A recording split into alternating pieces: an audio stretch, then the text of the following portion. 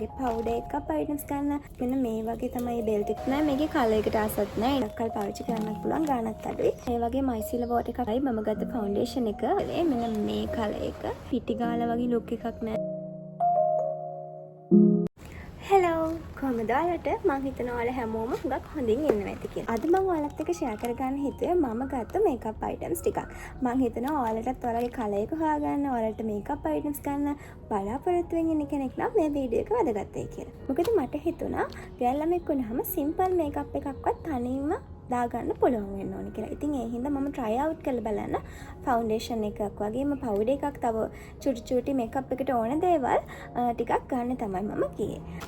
මුලින්ම මම ගියා කැන්ඩි එකට. කැන්ඩි එකෙන් තමයි මම ගත්තේ මගේ ෆවුන්ඩේෂන් එක, ඒ වගේම මගේ පවුඩර් එක, තව ගත්තා ෆික්සින් ස්ප්‍රේ එකක්. තව තියෙනවා ලිප් බාම් එකක්. මෙන්න මේ ටික තමයි මම කැන්ඩි එකෙන් පර්චේස් කරේ. මම දැන් තමයි ඔයගොල්ලොත් එක්ක තමයි මේ ඔක්කොම ටික අන්පැක් කරන්න යන්නේ. අපි නම් බලමු මේවා අන්පැක් කරලා මොන වගේ ෂේඩ්ස්ද මම ගත්තේ කියලා. කැන්ඩි එකෙන් තව චූටි අයිටම් එකක් ගත්තා. ඒක බෙල්ට් එකක්. හරිද? ඒක මම යාලා දැක්කා මේ ඩෙනිම්ස් වලට තමයි මේක එතන මේ අපිට දාලා තිබුණේ පේන්න. මට හිතුණා මේක ඩෙනිම්ස් වලට වගේම ෆ්‍රොක්ස් වලට වගේ මැච් වෙයි කියලා මේ බෙල්ට් එක. ඔයගොල්ලෝ මේව දැකලා ඇති. මම මෙතනින් ඔයගොල්ලන්ට ෆොටෝ එකක් දාන්නම් නිකන් අයිඩියා එකක් ගන්න කොහොමද මේක ෆැෂන් කරන්නේ කියලා. මෙන්න මේ වගේ තමයි බෙල්ට් එක තියෙන්නේ. අපිට කැමති ගානට මේක ඇඩ්ජස්ට් කරගන්න පුළුවන්. මෙන්න මේ වගේ හුක් එකක් තියෙනවා. ඒකට දාලා මේක බ්ලැක් ඩ්‍රෙස් එකකට වගේ ගොඩාක් ලස්සනයි ෆැෂන් කරන්න මම හිතනවා. ඩෙනිම් එකට උනත් මේක වෙයා කරන්න පුළුවන්. හෝල් පැලට් එකේ තියෙන නික් නැක් අවුට්ලට් එකටත් ගියා. ඒකට ගිය වෙලාවේ මම දැක්කා මෙන්න මේ කොටන් ටැග්ස්. මෙතන කොටන් ටැග් 200ක් තියෙනවා. මේක ගන්න එක ලාභයි. ගොඩක් කල් පාවිච්චි කරන්නත් පුළුවන් ගාණත් අඩුයි. අනික හොඳ ක්වොලිටි එකකට තියෙනවා ඒක. ඒ වගේම මේවා ඔයගලන්ට යූස් කරන්න පුළුවන්. ටෝනර් යූස් කරද්දී ටෝනර් පෑඩ් එකක් විදිහට යූස් කරන්න, මේකප් රිමූවල් පෑඩ්ස් විදිහට යූස් කරලා මේ වගේ මයිසිලා වෝටර් එකක් යූස් කරනවා නම් ඔයාලට පුළුවන් මෙන්න මේ වගේ කොටන් පෑඩ් එකකට දාලා ඒකෙන් හොඳට මේකප් රිමූව් කරන්න. ඒ වගේම ඩබල් ක්ලෙන්සින් වගේ මෙතඩ් එකකටත් මේ මයිසිලා වෝටර් එකෙන් මුලින්ම වොෂ් කරලා ඉවර වෙලා ඔයගලන්ට පුළුවන් ඔයගලන්ගේ normal cleanse එකෙන් wash කරන්න හවසට. ඉතින් ඒ හින්දා මේ cotton pads ඒ වගේ දේවල් වලට ගොඩක් වැදගත් වෙනවා. ඊට පස්සේ මම ගියා මංජරේකට. මංජරේකනොත් ගත්තා චුටි චුටි items ටිකක්. එළියේ චුට්ටක් වහිනවා. මං හිතනවා ඒත් මං කියන එක ඔයගලන්ට ඇහි කියලා. ඉතින් මම මංජරේකින් ගත්තේ මෙන්න මේ glowy lip balm එක. බලමු මේ lip balm එක මොන වගේද කියලා.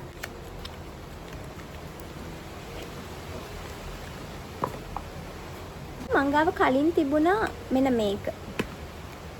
බෙරි එක. මම මේකේ සුවඳට ආසත් නැහැ, මේකේ කලර් එකට ආසත් නැහැ. ඒ නිසා තමයි මම try out කරන්න මෙන්න මේ පීච් එක ගත්තේ. මේක රෝස පාට ඇති කියලා මට හිතුණා. ඒ නිසා මම ගත්තා. අපි බලමු මේකේ කලර් එක දැන්.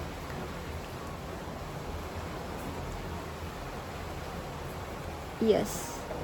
ඒකේ ලස්සන මෙන්න මේ වගේ pink කලර් එකක් තියෙනවා. මම ආසයි ඒ කලර් එකට. මේක වැඩිපුරම lip balm එකකට වඩා මට හිතෙනවා නිකන් lip gloss එකකට වගේ use කරන්න හොඳයි. නිකන් අපි එළියට යනකොට නිකන් ලාවට lip gloss එකක් වගේ ගාගෙන යන හොඳයි මේක lip balm එකකට වඩා.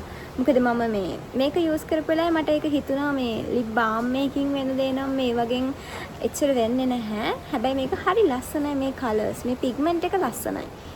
මේකේ තියෙන වෙන මේ වගේ shade එක. එන මේ වගේ shade එක. ඒක නිකන් තැඹිලි පාට වගේ හුරුයි. මේකට වඩා මෙන්න මේ pink color එක හරි ලස්සනයි. ඔයාලත් මේ ප්‍රිවෙන්ස් එකේ lip balm use කරලා තියෙනවා නම් ඔයාලගේ ආසම එක මොකක්ද කියලා පල්ලෙහාන් කමෙන්ට් එකක් දාගෙන යන්න. ගත්තා මෙන්න මේ eyebrow pencil එක. මේක brown color eyebrow pencil එකක්. ඒ වගේම මේකේ මෙන්න මේ වගේ පොඩි brush එකකුත් එනවා. මෙන්න මේ වගේ color එකක් තමයි මේ brown color pencil එකේ තියෙන්නේ. ඉතින් මම ගත්තා lip line එකක්. මේක pink color. හරි ලස්සනයි ඒකේ color එක. ඔන්න බලන්න. හරි ලස්සනයි මේ lip line එක. මම මේකත් එක්ක මැච් වෙන හිතලා තමයි මෙන්න මේ ලිප්ස්ටික් එක මංජරේකින් පර්චේස් කළේ. මෙන්න මේ color එක. මේක red නෙමෙයි. මෙන්න මේ pink shade එකට යනවා මේක. ඒ කියන්නේ මේක මේ pink color වගේ. ඒක apply කරලා පස්සේ මේ pink color වගේ. මේ බලන්න. අර ලිප් ලයින් එකත් එක්ක මේ ලිප්ස්ටික් එක හොඳට මැච් වෙනවා. මම ඒ නිසා මේ දෙක එකට පෙයා කරන්න හිතාගෙන තමයි පර්චේස් කරේ. එහෙනම් මම මේ ටික ඔයගොල්ලොත් එක්ක අන්බොක්ස් කරමු. මුලින්ම මම මෙන්න මේ ලිප් බාම් එක පෙන්නන්නම්. වැස්ලින් එකේ ලිප් බාම් එකක්. මම මේක හොය හිටියේ ගොඩක් තැන්වල මේක තිබුණේ නැහැ. යූස් කරලා බලන්න ආස හිතුණා. ඒ නිසා මම මේක ගත්තා.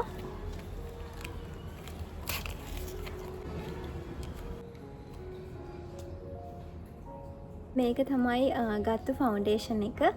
මේ ගැන ඇත්තටම කියන්න ඕනේ මං වගේ ෆවුන්ඩේෂන් ගැන කිසිම දැනුමක් නැති කෙනෙක්ට වුණත් කැන්ඩි එකට ගියොත් හරියටම අපේ කලර් එකට මැච් වෙනම ෆවුන්ඩේෂන් එක හොයාගන්න පුළුවන්. මම එතනේ මට උදව් කරපු ගර්ල්ට මාර විදිහට තැන්ක්ෆුල් වෙනවා. එයා මගේ ෆේස් එකේ මෙන්න මේ ඒරියා එකට තමයි මේ ෆවුන්ඩේෂන් එක ඇප්ලයි කරේ. ෆවුන්ඩේෂන් එක වගේම මම ගත්ත කම්පැක්ට් පවුඩර් එකත් එයා මගේ ෆේස් එකට ඇප්ලයි කරා. ඒ වගේම මම කිව්වා මේ චුට්ට වෙලාවක් මම මේකප් එක තියාගෙන ඉඳලා ඔක්සිඩයිස් වෙනවද කියලා බලලා ඉවර වෙලා ගන්නම් කියලා. ෆස්ට් ටයිම් මේකප් try කරන්න යන කෙනෙක් නම් ඒ කියන්නේ ඔයාලා ෆවුන්ඩේෂන්, කන්සීලර්, කම්පැක්ට් පවුඩර්, ඒ වගේම බ්ලෂර් මේ වගේ දේවල් ගන්න ඉන්නවා නම් ටිකක් ඒ සම්බන්ධව දැනුම තියෙන කෙනෙක්ගෙන් තමයි අපි ගන්න. මම මේක එකපාර ගියපු ගමන් ගාලා බලලා ටක් ගාලා රන් ආවේ නැහැ. මම මේක මගේ ෆේස් එකේ විනාඩි 40ක් විතර තියන් හිටියා. ඔක්සිඩයිස් වෙන්නෙත් නැහැ, දාඩිය දාන්නෙත් නැහැ. අපි එහෙනම් මේක අන්පැක් කරමු. මේක තමයි මම ගත්ත ෆවුන්ඩේෂන් එක. අපි බලමු මේ කලර් එක මොන වගේද කියලා.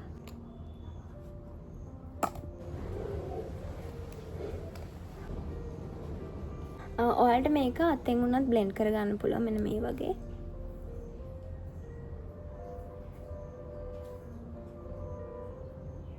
හරිම ස්මූත් විදිහට ඇප්ලයි වෙනවා. ඔයගොල්ලෝ ගාව මේ වගේ බියුටි බ්ලෙන්ඩ් එකක් තියෙනවා නම් මෙන්න මේ විදිහට මේකප් එක අරගෙන ඔයගොල්ලෝ පුළුවන් මෙන්න මේ විදිහට ඇප්ලයි කරගන්න.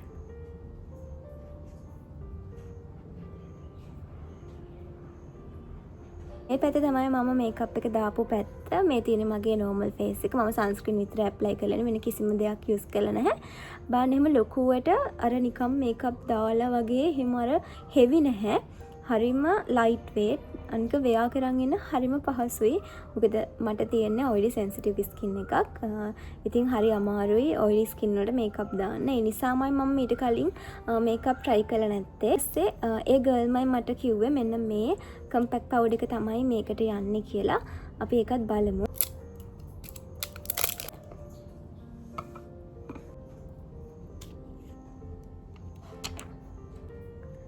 අපි ඇප්ලයි කරලා බලමු. දැන් මම මේ ටිකේ මේ මේකප් කරලා ඉන්නේ. අපි බලමු ඇප්ලයි කරලා.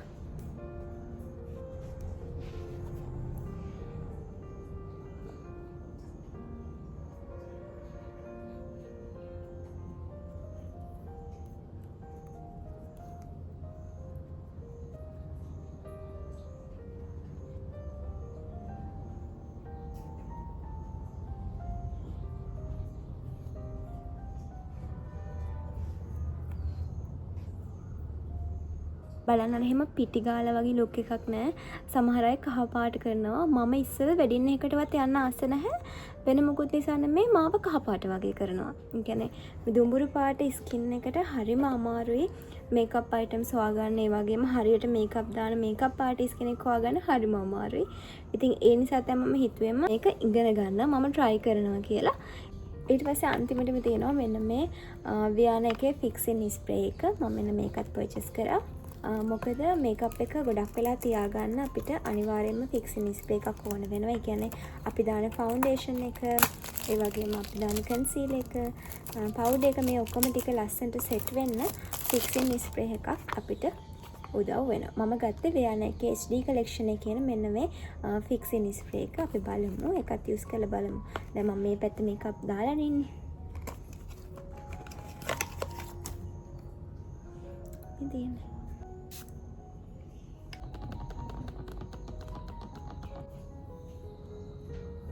මේ තියෙන්නේ මම මේකප් එක දාපු පැත්ත.